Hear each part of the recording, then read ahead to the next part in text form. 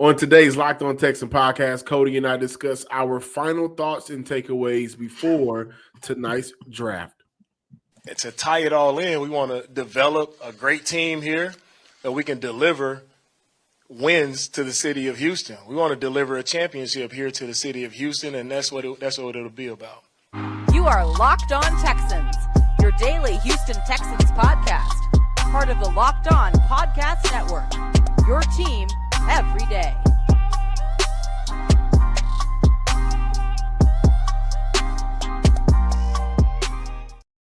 Welcome, everybody, to Draft Day, Thursday episode of the Locked On Texan podcast, a part of the Locked On Podcast Network, your team every day. Today's episode is brought to you by Ultimate Football GM. If you've ever dreamed of becoming an NFL GM or managing your own football franchise, this game is for you. Download the game.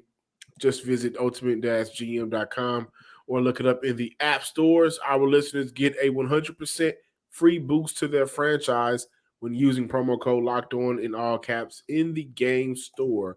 I'm John, some sports guy Hickman. Of course, I'm joined by none other than Sports Illustrated's own Houston Texan and Houston Rocky Beat reporter Cody Davis.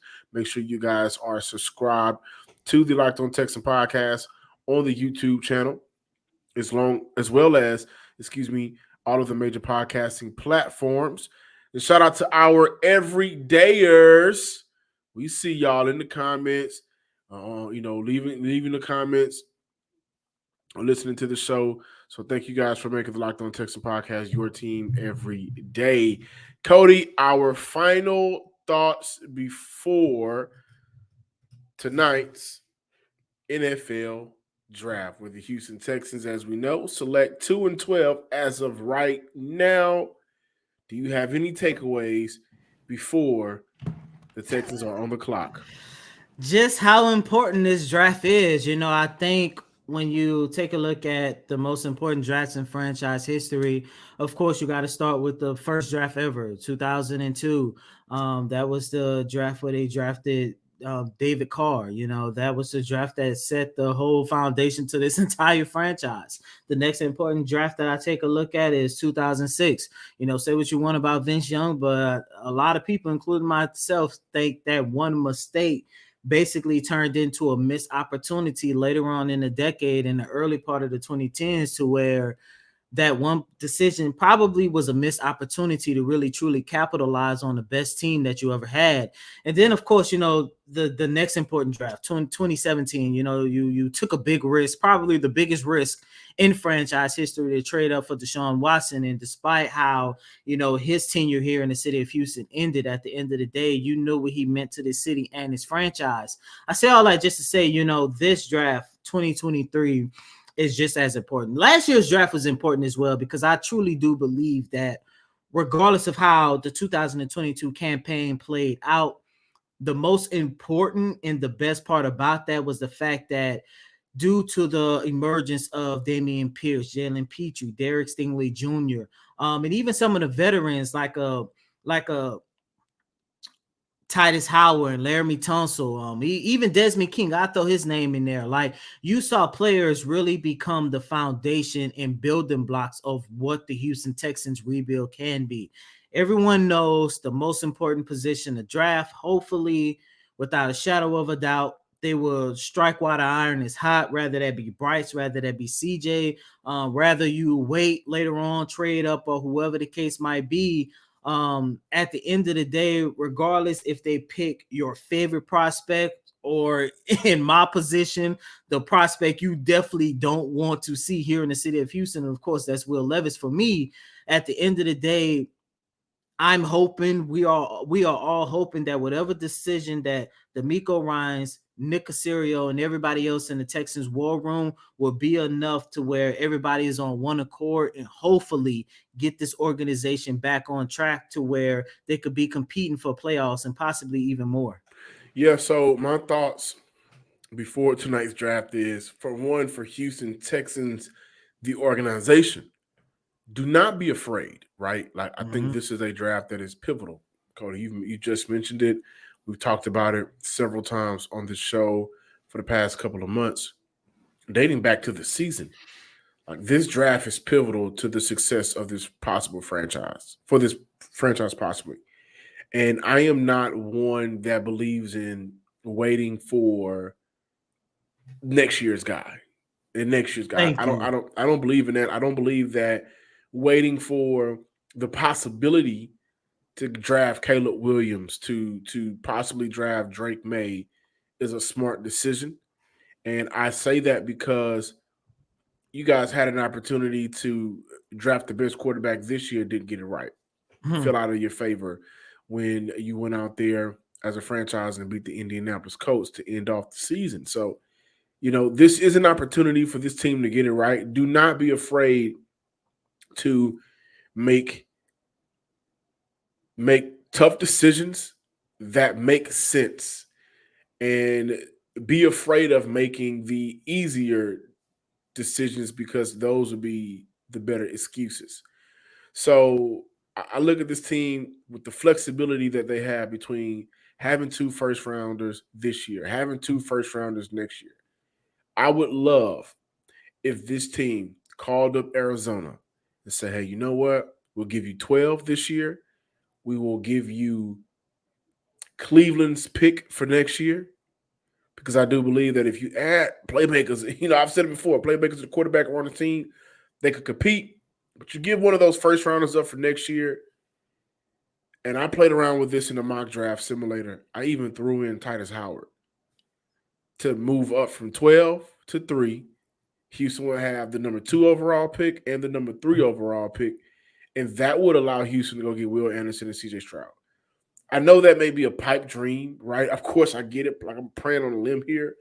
But that is just an example of what I mean. Do not be afraid to make those aggressive decisions that can affect your team this year.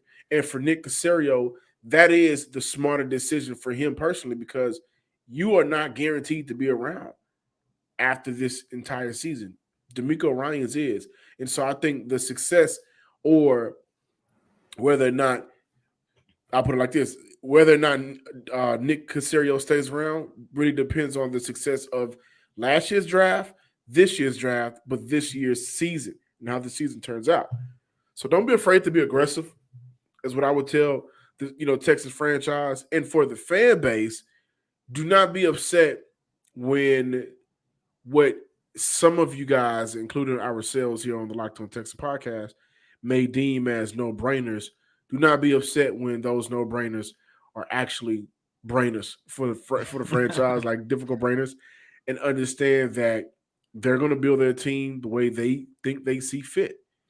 And it may not make sense, but this isn't an opportunity for guys to jump ship. Again, once Deshaun Watson set out and it was traded, and the backlash from all of that came back to the Houston Texans about whether or not they chose size and why they didn't continue to invest in the quarterback, the whole nine. The thought in the building was this process wasn't going to take 1 or 2 years. It's going to take a couple of years. Now they are in year 3, year 1 of DeMeco Ryans, and he will be able to have the leeway and freedom to build this roster the way he wants to. So just be prepared for that. But again, be aggressive. Be aggressive.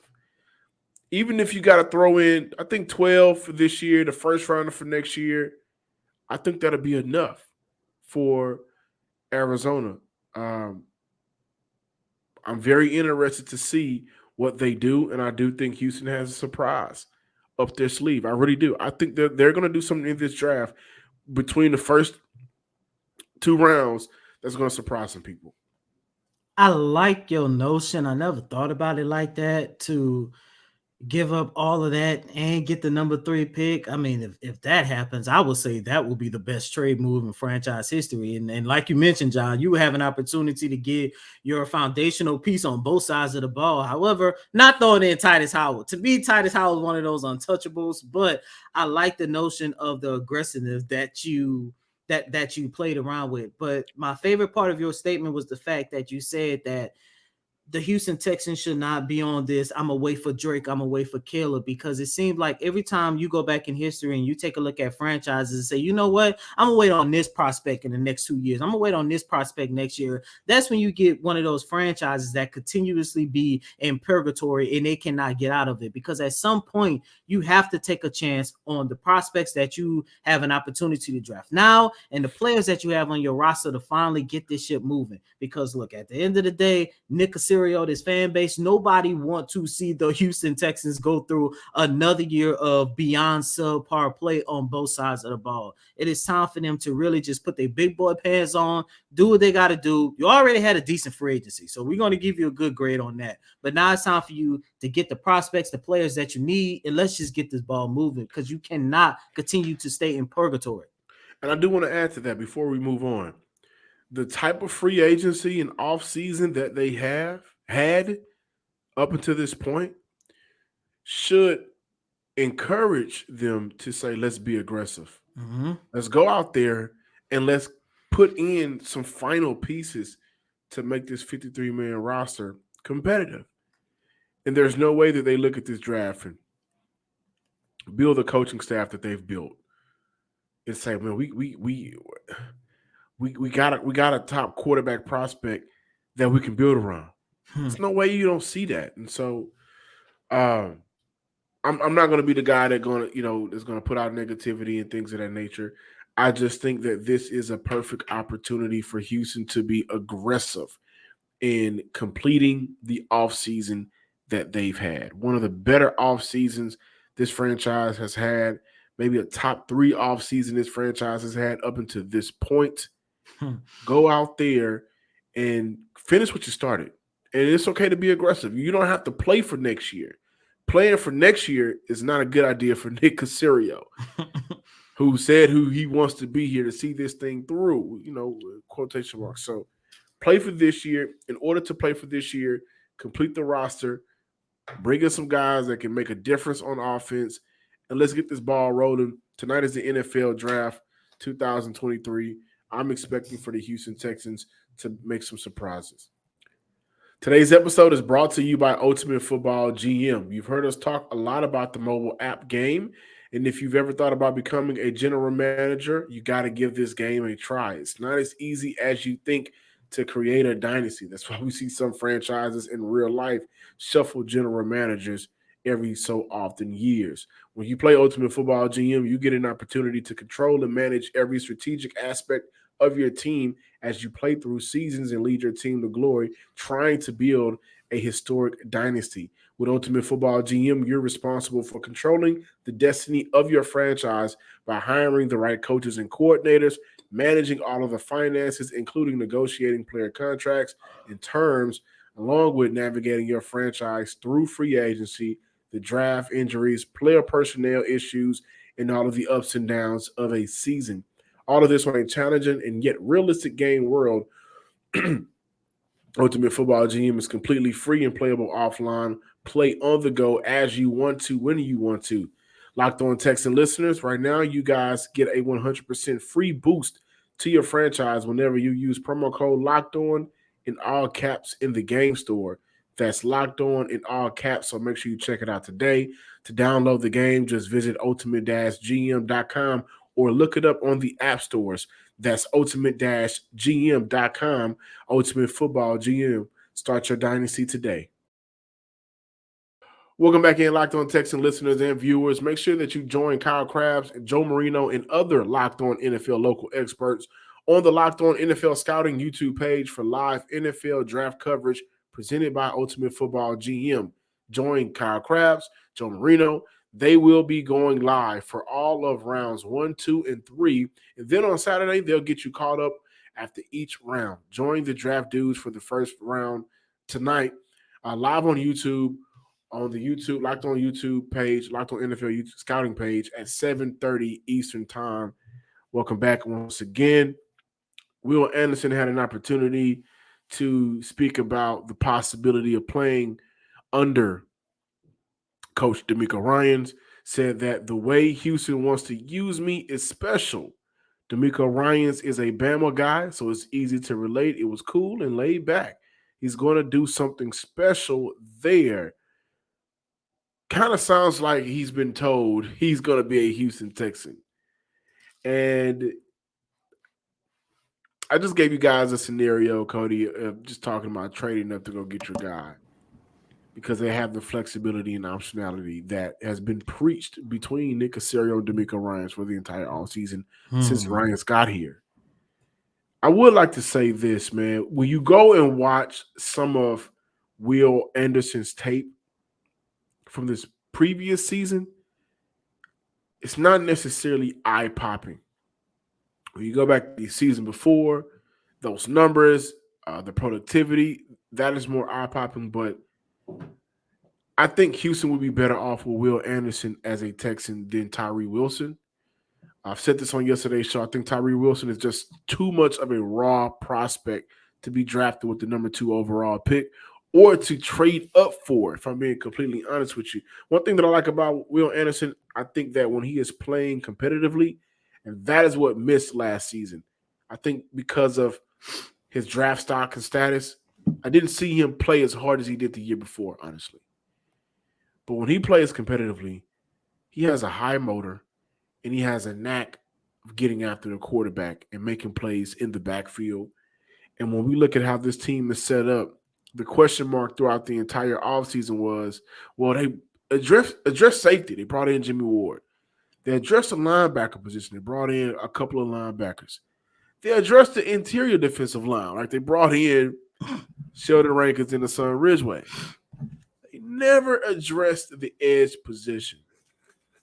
And the thought process, if you guys remember about a couple of months ago during the offseason free agency period, I said, be prepared if Houston does have Will Anderson ranked over one of these quarterbacks coming out. I think that when you look at what DeMeco Ryans is trying to build, the character, the 3-year productivity, the Bama connection and ties, Will Anderson as a Houston Texan, it will not be J.J. Watt, of course, and I don't even think that he'll be, come close to what Mario Williams was able to do for the Texans. But I think that he would be a piece that would help this team get to another tier of defensive play. Of course he's not going to be JJ. JJ's in a stratosphere of his own. Absolutely. Mario Williams, I think, here's the thing about that. I think with Will Anderson, if he has an opportunity to come here to the Texans and knowing the defensive mind that Coach DeMeco Ryans has, John, I've said it a lot here on this show. You say one of your favorite attributes of DeMeco Ryans is that he's a DC coach, developmental coach. With that, along with the work ethic and the talents of Will Anderson, I can definitely see him having a better career here in the city of Houston than a Mario Williams. And don't get me wrong, Mario Williams, I think it's safe to say he's one of the all-time greats in franchise history. Probably that second tier, if anything. But that's the one thing that excites me about the possibility of Will Anderson coming to Houston, because I think that would be the perfect marriage of something that we did not see last year. I go back to last year and we was talking about the arrival of Derek Stingley Jr. And everybody from the fans, you and I, other reporters, we all talked about, yeah, Derek Stingley could do X, Y, and Z, but how is he going to fit into Lovie Smith's Tampa 2 defense or whatever? And we saw he had to go through his growing pains, and Coach Lovie Smith did not adjust and build the defense orchestrated around the best attribute of Derek Stingley Jr. However, on the flip side of that, to hear those words from Will Anderson, to hear him say that Coach DeMeco Ryans wants to do special things with him, that lets me know that Coach DeMeco Ryans is going to get the best out of Will Anderson Jr. And that's exciting. And like I say here on this show, I understand that I've been preaching a lot about CJ Stroud, and I still want them to take CJ Stroud. But at the end of the day, I'm all for a defense that features the like of Derek Stingley Jr., Jalen Petrie, and Will Anderson Jr. And that statement alone from Anderson also lets you know that not only Anderson is going to benefit from playing under Coach D'Amico Ryans on the defensive side of the ball, but a Derek Stingley Jr. will, a Jalen Petrie will, a John Grenard will. Like, there is just so many endless possibilities of Coach D'Amico Ryans getting the best out of his players, to the point. This is probably the reason why over the last couple of weeks we have been hearing why D'Amico Ryans wants a true foundational piece on that defensive side of the ball, but most importantly on that defensive front, because you already got it in the cornerback. I think you already got it at the linebacker position with Christian Harris. I know this year will definitely tell. And then in the safety, Jalen Petrie, of course, you still got to develop. But Will Anderson, D'Amico Ryans, I think that would be the perfect marriage. Yeah, to your point, what I like about Anderson saying that is I don't think that he's going to be put into a box as a player. Like, that's the worst thing you can do to a player that can do things. He can do this good. He can do this good. He can do this. He can do this good. I don't think Ryan Anderson, former Houston Rockets, but I don't think Will Anderson just does one thing super superior. Mm-hmm. And so, I know he does get after the quarterback good, but how he gets after the quarterback is not necessarily super superior. Like, he's not a pure off the edge, pass rush, all in his bag type of guy. I don't think so. So I think that he'd be a player that I'm going to move you around. I'm going to let you stand up this play. This play, you may have your head in the dirt. Right now, I may need for you to drop out and cover the flats for a runner. Like, he may just do a multitude of things in order to the good things that he can, all of the good things that Will Anderson can do can be packaged together to make him a very good player for the Houston Texans. And I think that's what people should be looking forward to when you look at the possibilities of Ryans and Anderson being partnered together. Looking for a delicious snack but don't want all of the sugar and calories? Then you need to try out the best tasting protein bar on the market with Built Bar. The best thing about Built Bar, ladies and gentlemen, they are covered in 100% real chocolate. They come in some unbelievable, amazing flavors like churro, peanut butter brownie, and cookies and cream. I'm not sure how Built does it, but these bars taste like a candy bar while still maintaining amazing macros. Only 130 calories, 4 grams of sugar, and a whopping 17 grams of protein. So make sure you check out Built Bar today. You can go check them out on the website. Get all of the special flavors at Built.com, or you can stop at your local Walmart or Sam's Club today. Run in and get a 4-box, cookies and cream, maybe, double chocolate, the coconut puff. Again, you can run into the local Walmart or Sam's Club today to check out a Built Bar protein bar. Welcome back in, Locked On Texans listeners, viewers. Before we get out of here today, some great news. Cody, what's going on at the NRG Stadium?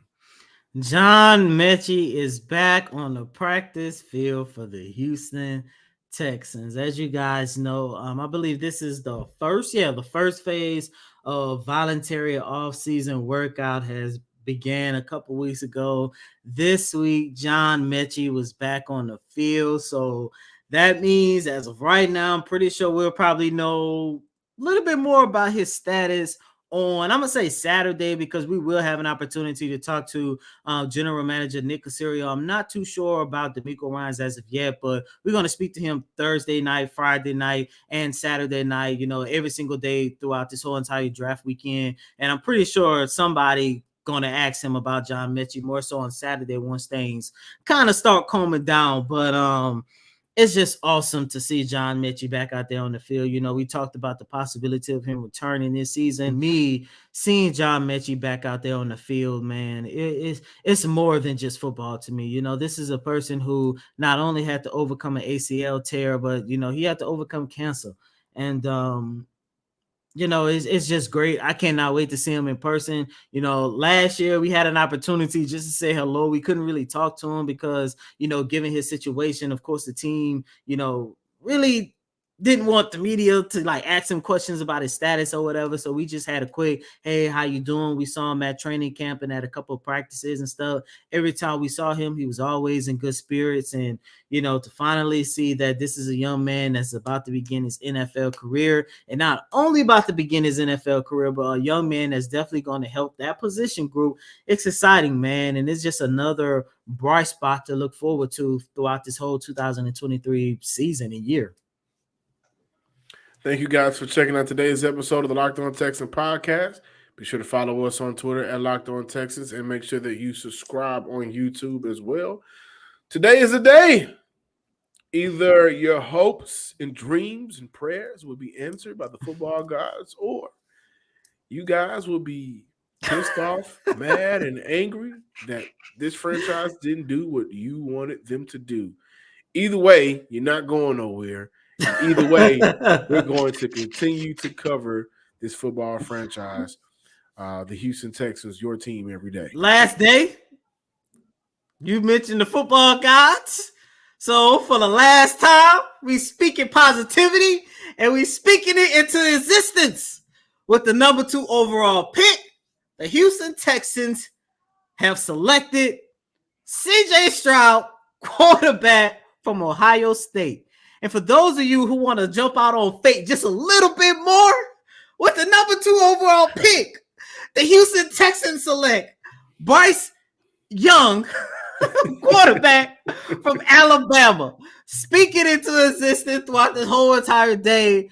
But regardless of what goes down, we still going to be here every single day here on the Locked On Podcast Network. However, if they draft that quarterback out of Kentucky, John, I'm telling you right now, David Locke is probably going to have to file me, because that is going to be a day. Damn. But until next time, ladies and gentlemen, peace.